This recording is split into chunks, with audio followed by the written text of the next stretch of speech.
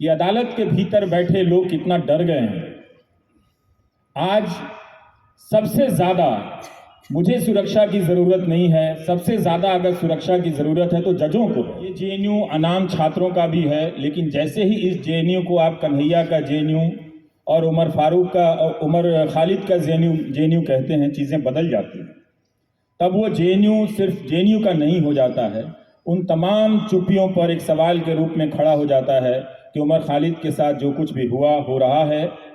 उनसे पूछा गया कि अदानी, मैं उनसे का मतलब प्रधानमंत्री नरेंद्र मोदी से,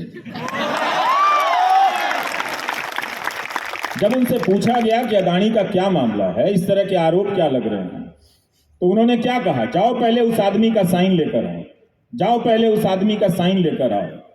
हम प्रधानमंत्री को कॉपीराइट की फीस जावेद अख्तर को भिजवा देनी चाहिए था। अगर इस देश में जावेद अख्तर ना हुए होते तो प्रधानमंत्री अदानी को संसद में खड़े होकर डिफेंड नहीं कर पाते। तो आए थे एक चैनल को प्रोपेगेंडा का हथियार बनाने के लिए, लेकिन जब आपके सामने सच्चाई की खबरें खड़ी हुई तो आप उसका इस्तेमाल अपने प्रोपेगेंडा के लिए भी नहीं कर पाए। दरअसल झूठ की यही हालत होती है, चलता वो बहुत लंबा है, टिकता भी बहुत लंबा है, लेकिन जिस दिन भरभराता है उसके अपने हथियार काम नहीं आते। और यही हाल गौतम अदानी का हुआ, और गौतम अदानी को आप आज के देश के हालात से अलग नहीं कर सकते हैं। उनकी मदद न सत्ता में बैठे लोग कर पाए, ना वो अपने पैसे से खरीदे हुए तंत्रों से कर पाए अपनी मदद। तो ये एक जेएनयू को लेकर, यहाँ आने को लेकर जिस तरह से लोगों के मन में, जो मेरे शुभचिंतक हैं, दोस्त हैं, उनके जहन में जब ये बात आने लगी कि वहाँ क्यों जा रहे हो, वहाँ किसी के साथ जाना चाहिए था, अकेले क्यों जा रहे हो, तो मैंने कहा कि भाई ठीक है, इस देश में धर्म की राजनीति हो रही है, लेकिन इसी धर्म ने हमें ये भी सिखाया कि किसी पर भी पीठ पीछे वार नहीं करते हैं और किसी अकेले पर हाथ नहीं लगाते हैं। तो कोई भी इतना धर्म विरोधी नहीं होगा कि मुझे अकेले पर हाथ डाल देगा, तो मैं अकेला ही आया हूँ। तो ये एक हालात हैं सर। 2014 के बाद जिस तरह से पहले ही दिन से मीडिया के न्यूज़ रूम के भीतर जो हमला हुआ था, उसको लेकर जो मेरी छटपटाहट थी वो आने वाले वर्षों में सही साबित होती चली गई। तब मुझे मेरे ही करीब के लोग कहा करते थे कि कुछ ज़्यादा आपकी प्रतिक्रिया है, बहुत तीखी है, सच्चाई ऐसी नहीं है और ये देश ऐसा नहीं है। देश कभी भी एक तरफा नहीं झुकेगा और ऐसा नहीं होगा कि न्यायपालिका ख़त्म हो जाएगी, इंसाफ के मायने ख़त्म हो जाएंगे, आवाज़ें बंद हो जाएंगी, लेकिन ये सारी बातें धीरे धीरे सांस्थानिक इंस्टीट्यूशनल रूप से सही होती चली गईं। ये जेएनयू अनाम छात्रों का भी है, लेकिन जैसे ही इस जेएनयू को आप कन्हैया का जेएनयू और उमर फारूक का उमर खालिद का जेएनयू कहते हैं, चीज़ें बदल जाती हैं। तब वो जेएनयू सिर्फ जेएनयू का नहीं हो जाता है, उन तमाम चुप्पियों पर एक सवाल के रूप में खड़ा हो जाता है कि उमर खालिद के साथ जो कुछ भी हुआ हो रहा है। हम इस स्थिति में पहुंच गए हैं कि जामिया, जब एक जेएनयू का मेयार गिरा दिया गया तो बगल में जामिया पर भी हमला हुआ और वो भी अपने आप को नहीं बचा सका। उसके छात्रों के खिलाफ जो पहला फैसला आता है और उसमें जज की जो टिप्पणी है, उस टिप्पणी पर देखिए हाईकोर्ट का फैसला आता है। तथ्य तो एक ही हो सकता है ना कि पुलिस के पास सबूत नहीं है, और वो सबूत नहीं है और किसी बेगुनाह को आप हफ्तों, महीनों, वर्षों जेल में डाल दें, तो उसका एक संदर्भ बनता है कि किस संदर्भ में बिना सबूत के छात्रों को आप डाल सकते हैं। तो उस संदर्भ पे अगर अदालत की टिप्पणी होती है तो अदालत ही उन टिप्पणियों को हटा देती है। तो हम जरूर, कुछ लोग हैं, आप लोग हैं जो किसी के लिए तालियां बजा रहे हैं, तो इससे मुझे एहसास तो होता है कि मैं अकेला नहीं हूं, लेकिन ये तस्वीर भी मुझे नजर आ रही है कि अदालत के भीतर बैठे लोग कितना डर गए हैं। आज सबसे ज्यादा मुझे सुरक्षा की जरूरत नहीं है, सबसे ज्यादा अगर सुरक्षा की जरूरत है तो जजों को है, जजों से है शायद। चीफ जस्टिस का ये बयान है कि जज बहुत काबिल हैं, अपने न्याय की जानकारी में, कानून की जानकारी में वे अपने स्तर पर फैसला ले सकते हैं, मगर ट्रोल किए जाने या किसी अन्य आशंकाओं की वजह से, एप्रीहेंशन की वजह से वो जमानत का फैसला तक नहीं दे रहे हैं।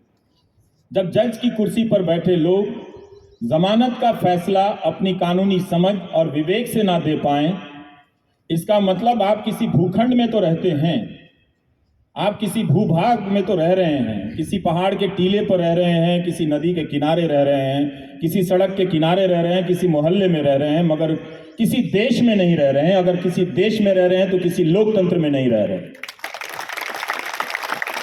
अगर न्यायपालिका में बैठे लोग जमानत का फैसला तक नहीं दे सकते और ये टिप्पणी तक नहीं कर सकते कि पुलिस ने जानबूझकर बिना सबूतों के आधार पर बेवजह किसी को चुप कराने के लिए निशाना बनाया, जो कि इस देश की न्यायपालिका और कानूनी प्रक्रिया की एक सच्चाई है, हर दौर की सच्चाई है, हर सरकारों की सच्चाई है, हम सब जानते हैं,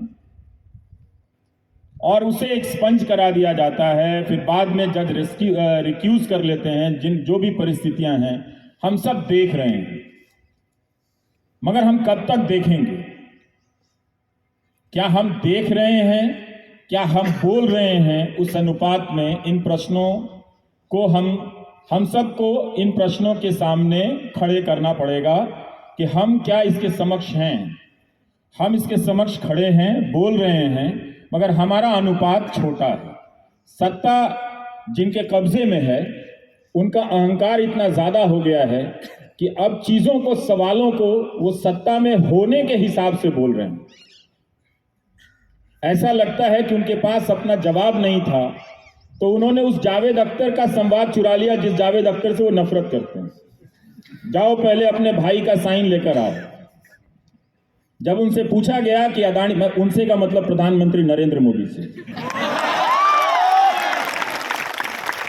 जब उनसे पूछा गया कि अदानी का क्या मामला है, इस तरह के आरोप क्या लग रहे हैं, तो उन्होंने क्या कहा? जाओ पहले उस आदमी का साइन लेकर आओ, जाओ पहले उस आदमी का साइन लेकर आओ। तो आप साइन ही लाते रह जाएंगे, जवाब नहीं मिलेगा।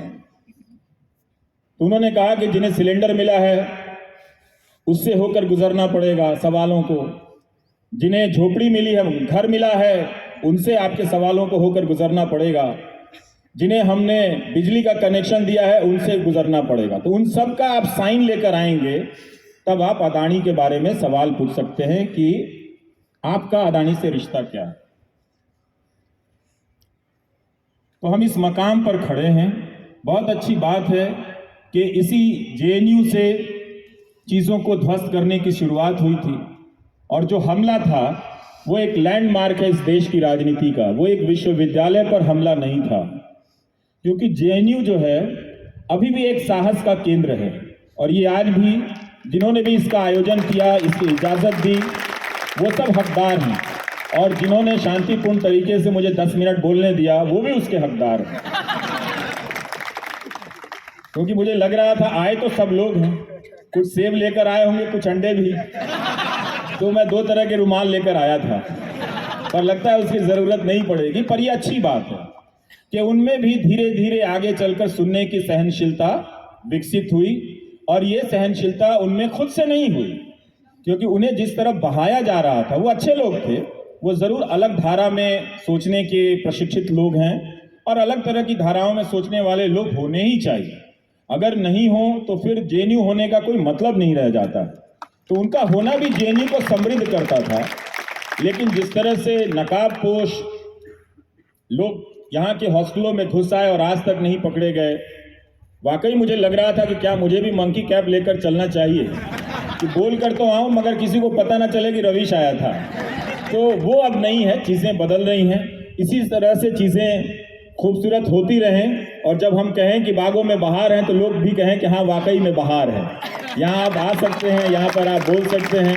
तो ये जेएनयू वो अर्जित करता है जिस जेएनयू के नाम पर पूरे देश के विश्वविद्यालयों में या पूरे देश के छात्रों में, जिनके भीतर एक सपना पनपा था अच्छी यूनिवर्सिटी का, उसे कुचला गया, उसके सपने से जेएनयू को विस्थापित कर दिया गया। लेकिन ये नहीं बताया गया कि अगर जेएनयू नहीं तो दूसरा आदर्श विश्वविद्यालय कौन है, उन्हें ये नहीं बताया गया। पर कितनी सुंदर बात है कि इन तमाम हमलों के बीच जेएनयू खड़ा रहा कि हम नहीं, दूसरा कौन है ये हम नहीं जानते, मगर दूसरे का नाम आने से पहले हम ये जानते हैं कि हम हैं। तो आप हैं, तो आप सबका होना हमारे वक्त के लिए बहुत अच्छी बात है। उस वक्त भी जो यहाँ के छात्र थे उन्होंने रातों को जागकर उस हमले का मुकाबला किया था, वो सब इस इतिहास के विद्यार्थी हैं। वो सब गुमनाम होते हुए भी इस इतिहास में दर्ज किए जाएंगे।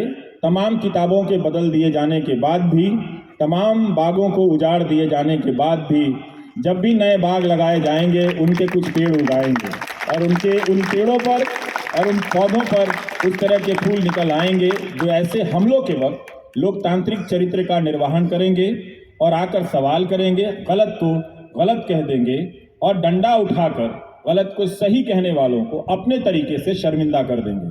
तो ज़्यादा मैं बोलना चाहूँगा, बोलता ही रहूँगा, वो अच्छी बात नहीं है। तो मैं प्रोफेसर आनंद को ये माइक सौंपता हूँ कि वो सवाल करें, आप लोग भी सवाल करें, मुश्किल सवाल करें। जिन सवालों के जवाब मुझे नहीं देने होंगे मैं कह दूंगा कि 9 करोड़ सिलेंडर जिन्हें मिले हैं उनसे पूछ कराइए, 11 करोड़ जिन्हें पानी का कनेक्शन मिला है उनसे पूछ कराइए। और मैं जावेद अख्तर को निजी रूप से उलाहना भेजूंगा कि आपने ऐसा डायलॉग क्यों लिखा कि जाओ पहले उस आदमी का साइन लेकर आओ। कम से कम प्रधानमंत्री को कॉपीराइट की फीस जावेद अख्तर को भिजवा देनी चाहिए था। अगर इस देश में जावेद अख्तर ना हुए होते तो प्रधानमंत्री अदानी को संसद में खड़े होकर डिफेंड नहीं कर पाते।